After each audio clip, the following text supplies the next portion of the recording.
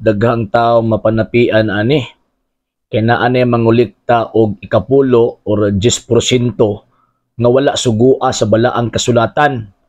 Unya ang gigamit na kapital mismo ang santos na kasulatan. Tanawa ra diha sa balaang kasulatan sa Malakias 3:10 ang matag sakop sa banay sa Israel muhatag og ikapulo. Unya naa sa hatagan, ang ilang hatagan mga pari sa laray ni Levi. Munang atong basahon ang Hebrews chapter 7 verse 5 hangtod pataas ana nga mga kapitulo mga bersikulo. Makita og mahibaw-an nato nga ang ana ay katungod nga mangulikta og tithes or gitawag og 10% or 10% gikan sa ato ang gitawag og kinitaan mga pari.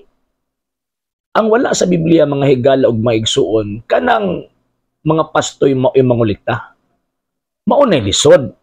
Nganoman kay sa hinungdan nga ginagamit ang balaang kasulatan, ginagamit ang Biblia isip kapital aron makapanapi. Manang giingon ni San Pablo Roma kapitulo 16 bersikulo 17-18 kay kining moong mga tawhana wa mag-alagad kang Kristo kung dili nag-alagad lamang sa ilang kaugalingong mga tiyan.